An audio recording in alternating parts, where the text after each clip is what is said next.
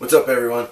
Deadzone 3.0 just came out. We got a brand new rule book. So what I'm going to do is, in this video, I'm going to take all the new stuff and all the changes from 2.0 to the 3.0 rule book. Stay tuned. Okay, so one of the first things that I noticed in the new rule book is that the model stats are different. So there's layout stats, but there's also different names now. So RA is for ranged, and FI is for fight. So instead of shooting in combat, we have fight. We also have health points. If you look here, HP is health points. So now you have a size 1 model, and we always know that the health points was 1 extra. But what I like about the health points is the fact that you can have a size 1 or 2 model with, say, 5 or 6 hit points. Health points, I'm sorry.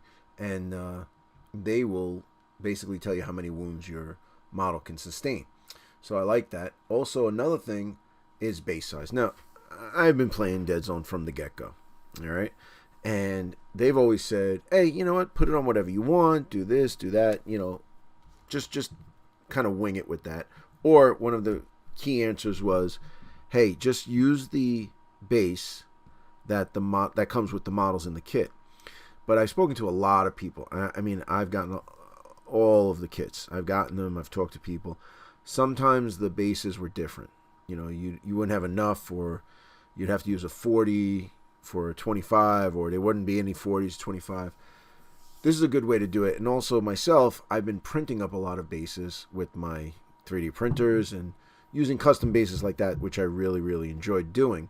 So to mitigate the fact that we don't know what kind of a base it is, they've told us. So I do like this very much. Now, if you look down here, you see jump pack. This will be all the keywords that they have, the model has. Like, so we're talking about assault forces, they have jump packs.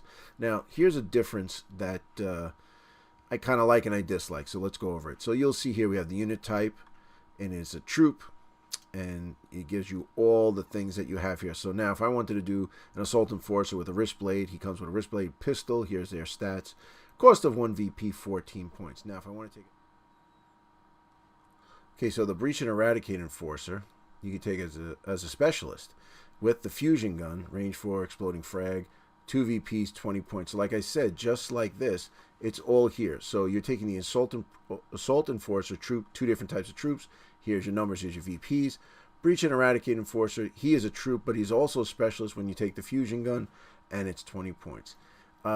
This is going to take a little getting used to, I'll be honest with you. I've been trying to wrap my head around it. It's not that terrible. Don't get me wrong, it's not terrible, but it does take a little getting used to. The one thing I don't like is I really did like the pictures of the models with the entries. It's just an aesthetic thing for me. One of my favorite things was seeing that, you know, this is a miniature war game. This is, you know, where we use our models and you know, I just like the pictures having there. This is not terrible. It'll take a little getting used to, but the only thing is the math is done. And what I think is, you know, you have a base troop here of 14 points, and what they're trying to do is, okay, if I take away the wrist blade and the pistol, I'm going to subtract that from the cost, but then add the phase clause, and there it is like that. And you can see that here with the thermal mines pistol. Take those away, but give him the fusion gun for 20 points. It's all done. So there are points differences, higher and lower, but I go over that each and every faction individually. So just click onto those links and you can see those videos. All right, another big change is the line of sight. Now, when I was originally introduced to Deadzone by Ronnie Renton, I don't know, whenever it came out, a bunch of years ago, I don't know, maybe 10 years ago, whatever. And what he said is that the whole model counts as true line of sight. And what he explained is let's say on the left you have the Veerman, gun sticking out, or maybe the tail is sticking out, the arm is sticking out, or whatever. And that what this does is it simulates the model actually moving or going around the corner or something like that. Also, too, when you think about it, you blow off his arm, or you blow off his, you know, in this case his tail, or, you know, part of his backside, or the other arm, or even the head, and you use these futuristic weapons that are just just so powerful, and you rip them apart. The guy on the Deadzone board is essentially incapacitated, or he's bleeding out or dying. That's the way I've always looked at it. And then if you would put the gun barrel in something, or the gun barrel was sticking out, you could shoot from there, and it's going around the corner and stuff. This was what I loved about Deadzone. I really did love this about Deadzone. Now they've changed it. All right, so if you look at the example of the Veerman, so you have the base here, and it goes all the way to the top. So it's almost like a cylinder going up in here. And then now the new rules is that this and this is not viable. You can't shoot at it. So basically, if this is sticking out around the cube, let's say the cube is here and this is sticking out, and you try to shoot him, but you can't see the base, cannot shoot him. All right. On the other thing is let's say the wall is here, this is sticking out, the base is here, you can't shoot it. If this part was sticking out, I'm assuming that you can. It's the line of sight from here to here. All right. So now let's look at the big Spectra here. Okay, he's got a huge base, and they all came on these wrecked aircraft here. I removed mine because I don't like the way this looks, so I removed that. But now if you look, the line of sight goes from this base, which you think about it, over here, all of this is part of the vehicle that he's jumping on. So actually it starts here. So you're getting another inch here. I don't know why they use this as an example, but to me it doesn't make sense. All right, so now if I shoot at this thing right here, or I see this right here, which is not part of the model, it's part of his base, I have line of sight to the target. Okay, I can hit it. All right, and then if you come up here, coming up all this here, so from his head down, so the little crests on his top of his head are coming down here, but the sword, the hand, the two fins over here, I mean, what calculates that? You know, they said they did this to make it simple and to make it in fairness and whatnot. I'll be honest with you. I've played in a bunch of Deadzone tournaments. I've run Deadzone tournaments. Been playing the game. I mean, I countless games, countless amounts of games. We've never, ever, ever had a problem. Now, we had a dispute of line of sight, all right, or full line of sight, so you can get clear shot.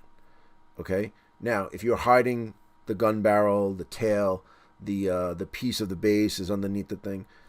What I really enjoyed about the game was positioning and learning where to put that model. Position them 100% so that it's good for the game.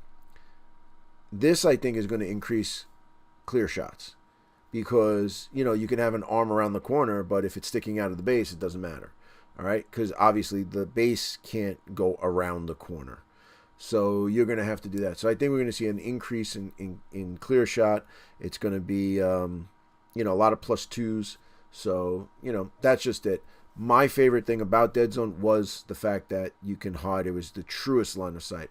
Right now, I don't feel that this is true line of sight. So, you know, if you go to a tournament and play it, you could do whatever. But the great thing is, I've always said this. I've always said this for everything I've ever done, any game we've ever played. If you don't like something, you can always change it. So if we do a battle report and we say, okay, we're going to do the old 2.0 line of sight. Oh, this one we're going to do 3.0 line of sight. That's what we feel like doing at the time, and we should be able to do it, and you should be able to do it.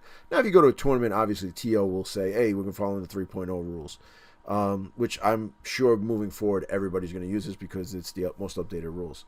You don't have to like it, and if that's the case, you really hate it so much, don't play in the tournament. But if you want to play in a tournament, you got to play by the rules. All right. I mean, that's just the way thing is. That's the way it is in life. But we're gonna dabble with both. But like I said, I'm not too happy with this. All right. So let's talk about the command dice. Nothing has really changed with them. All right. It just it's basically the same. Two major things though. Okay. The special order is the splat.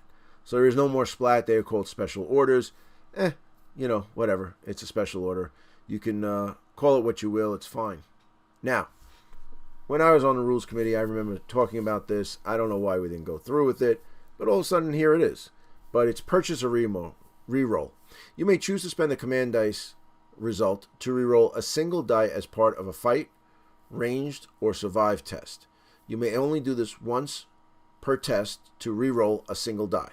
Declare you want to purchase a reroll in this way immediately after the initial test has been rolled. So basically you roll and you say, oh man, I have 1 wound left and I failed and I'm going to die. I will use one of my command dice to make a reroll. And I guess you got to stick with the reroll. So I like this a lot. This is good where, let's say you have an assault unit. This is usually good for the end of the game. We can use it any time, but here was my gripe at the end of the game. All right. Let's say, for argument's sake, I have a splat, which is now the special order, which is increases my range of the model's shoot stat, and I roll three more dice, and they're all shoot actions, so extra shoot actions. What if I have a combat monster, okay, or vice versa? If I roll all assault things, the special order is an assault increaser, and you only have a shooting model.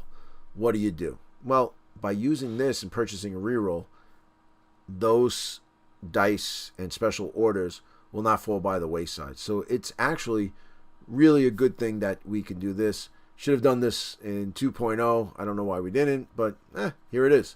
So this is one of the coach's seals of approval. Okay, so there was a hot thing of contention with half cubes and walkways and all that stuff, and in the book it addresses it. It's basically just reiterating what happened before, what we already knew, but for a new player it'd be good to check it out, even veteran players, just to double check and basically go over what fighting in those cubes or half cubes or different terrain is. But the thing I wanted to talk about was close combat in half cubes. All right, now this was a big thing. Basically, a size 3 or 4 technically will not be able to enter a cube or walk through a walkway, because the walkways, let's say a half walkway, is only for a maximum size 2 can walk across it. All right, but it makes it tricky or assaults and stuff like that. So a size 3 or 4 model cannot enter the adjacent cube to attack the enemy with assault action, when it would normally be done if the cube was a full one.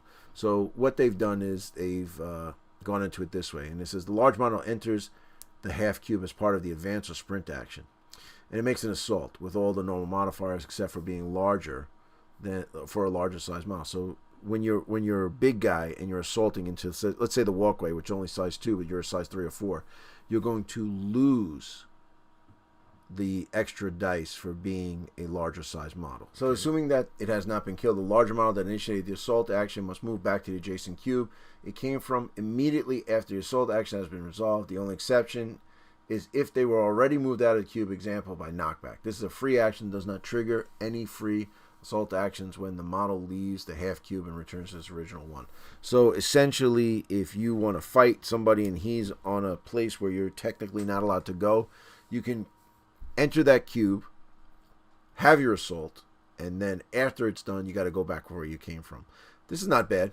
Okay, this is good, because I will say that I was guilty of putting some Pathfinders on walkways, and then the size 3s and 4s were trying to get to me, and they couldn't, and I just pick them off that way. I understand this. It makes sense. But then, you have to return them to the cube, and it doesn't trigger an assault or anything like that. This is going to be worked out. This is going to be a little dicey, I think, at the beginning, because it's going to take people a little bit to get used to. But all in all, this is one of the better changes. All right, so keywords in Deadzone is a big thing, as we all know. So we are going to look at some of the new keywords here. And here we go. So first one is auxiliary weapon. This weapon can be equipped in addition to another selection. So I like that you can have more than one weapon. Okay, next one is bike. A model with this keyword is a type of vehicle. The model follows all the rules that have been applied to vehicle keyword. However, bike can be pinned. Back in the days, a vehicle couldn't be pinned, but now a bike can. So that's important to remember. That's going to be something we got to get used to. Okay, cloaking devices didn't really change. It's the same thing. All models in a cube adjacent containing a model with a cloaking device will suffer -1 dice modifier to target to shoot them. The thing is that if you get a clear shot, it used to be you still get the +1, but a -1, this and that. So models benefiting from the cloaking device may also be subject to clear shot for a total of +1. So They kind of took the wording out and made it a little quicker. I like that. It makes sense. So, you're going to still get your +2, but it's only +1 with the cloaking device. All right, so Comlink, a model with this keyword, is able to act as a spotter for their comrades. The model may use a special action to call in coordinates of a target, place a suitable marker in the cube. The Comlink model's line of sight. Models using indirect weapons treat this cube as being within line of sight. Note that does not allow models to target cubes outside of the weapon's range or to otherwise fire into cubes that are not valid. Basically, this is a spotter. In the old days, it was a spotter. You look at him, and they're going to tell you. So instead of getting the penalty, or you have to roll 2 successes, you can only roll 1 because it's almost going to be like within line of sight with the indirect weapon. Always good to do that, to reduce your chance of not getting a hit. Okay, drop suit changed a little bit. Okay, it is not called. It was the Hammer Fist drop armor. Now it is a drop suit, and I guess that's because more people can use it. So it's just a change in name, but as we go through the list, you'll see it's more prevalent in lists. All right, so explosive. When an explosive attack is used, it may injure or kill a model in a target cube, and the force of the explosion will throw the survivors on the ground. There will always be a second keyword to denote the type of explosive attack, etc. Frag, 3, blast. Perform a shoot action, automatically hitting the target in the cube that is in line of sight. You don't have to be able to see an individual model within the cube. Now resolve the type of attack as using the secondary keyword. So it could be blast or frag or it burns or whatever. So explosive is a little bit different. Basically changing the name to explosive.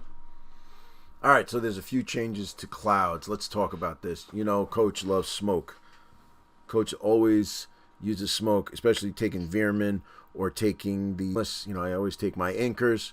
So a glass cloud, a model with this keyword is able to produce a one-use gas cloud. Effect varies by type. Not a problem. But let's talk about the gas cloud smoke. At the beginning or end of its activation, this model may place a smoke marker in the cube, even if there are enemy models in the same cube. Let us go over that again, ladies and gentlemen. At the beginning or the end of its activation. So now, just think about all the Asterians and all the Asterian players. You hear them outside, they're rejoicing. Why? Because it's at the beginning or end of its activation. At the beginning of the activation, do you know how many guys wanted to drop some smoke at the end of the activation? To move, maybe use a move dice and then drop some smoke? It's unfathomable. How much better have the ciphers got? How much better have the leaders of the Asterians got? It is awesome. Dropping a cloud at the beginning or the end of its activation. Oh my goodness. This is making me a little bit excited about running more Asterians. So I don't know about you, but you should get excited if you're an Asterian player. All right, and gas cloud toxin, which is basically what the Asterians have at the beginning or end of the activation. My goodness. Ladies and gentlemen, Coach's seal of approval right here. At the beginning or end of its activation. Oh my goodness. End of the activation. We've been talking about this. I've been saying we should be able to do this since the Asterians came out. Okay, because it was almost they would just drop smoke just to drop smoke. If you get a guy in position, and it doesn't really work in a way that, you would do it at the beginning and then you're in a cloud and you can't shoot out of the cloud, but you can get it with indirect weapons. So I think this is huge, man. Like I said, Coach seal of approval once again. All right, so Headstrong, I think, is a holdover or brought over from Firefight and Warpath in and of itself. The game that's defunct now, and it's being now Firefight's going to be re-released and whatever. And I think there's things that are lining up with Firefight and Deadzone. So I guess moving forward that would work. I think that Deadzone should pave the way for Firefight, not vice versa. But Headstrong, if a model with this keyword is pinned at the beginning of the activation, roll D8. On a roll of 5 or more, the model may perform a free stand-up action and continue to the turn as normal. A lot of the Forge Fathers have this. So basically, if you're pinned, you roll a D8, 5 or more, you stand up. You got a 50-50 chance. Good rule. Good rule. Okay, I like it a lot because you can come with your pinning weapons, but this might negate that. Okay, so Life Drain is a model or weapon with this keyword may make a psychic attack against a target enemy model within range. For each hit point loss up to the number needed to kill the target, you may recover 1 hit point previously suffered by a friendly model within 2 cubes of psychic model making the attack. The keyword has no effects on models with construct vehicle. Alright, so basically you're doing this, and as you drain the life from your opponent, you heal yourself. Okay? And I think that's pretty good. You may recover 1 hit point previously suffered by a friendly model within 2 cubes of the psychic model making the attack. So you can also actually life drain from an enemy and give it to one of your allies. This is going back to the model in Star Saga, Elise from Star Saga, and she's also one of the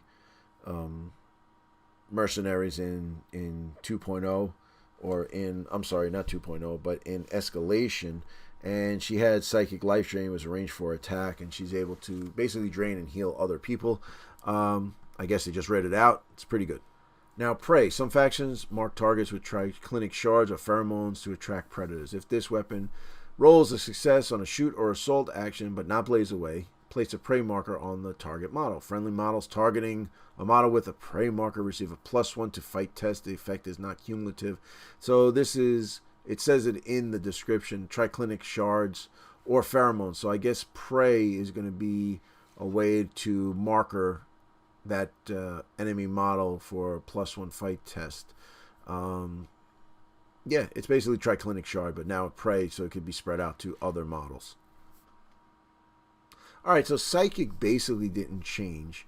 And there was a lot of talk about Psychic weapons we're going to have to use line of sight.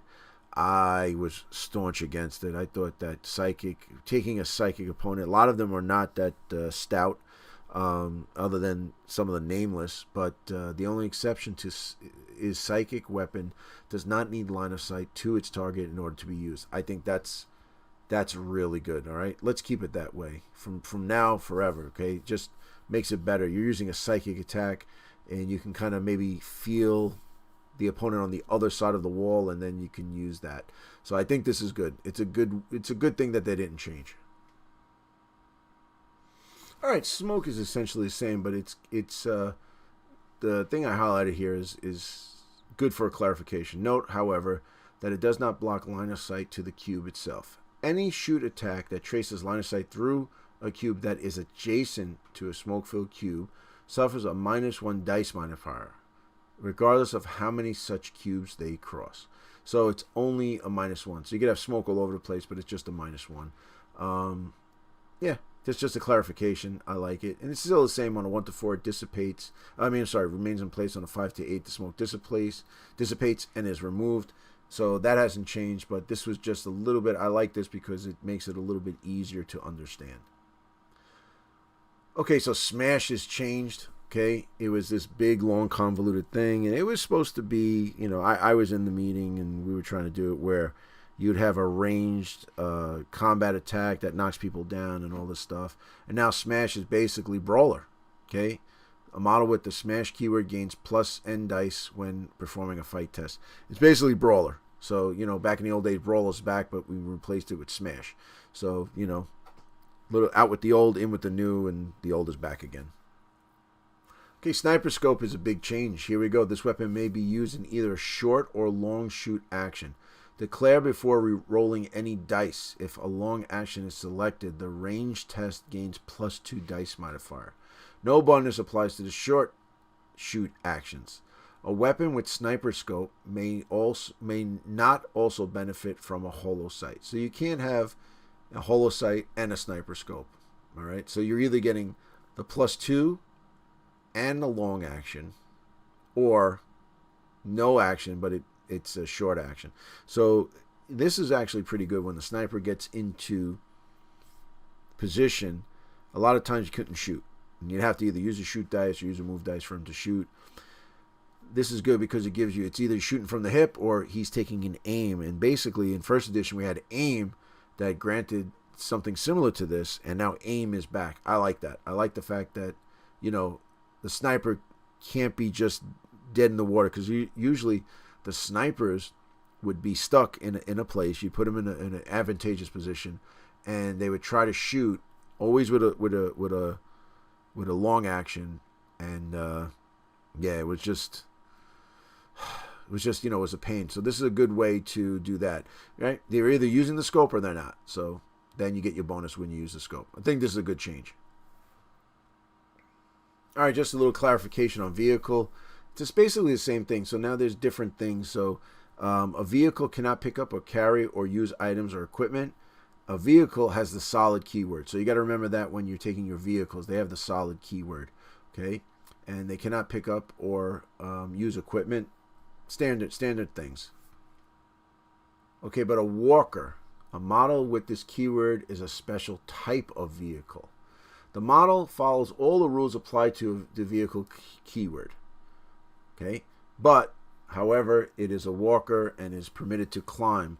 I was the guy who said that they should do this, that Striders and stunt bots and all those great things should be able to climb and stuff, because they're essentially just a big humanoid, orcanoid, or whatever you want to call.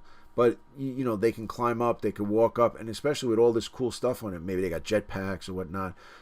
I mean, when you look at the Spectra, you're going to tell me that thing doesn't look like it could fly?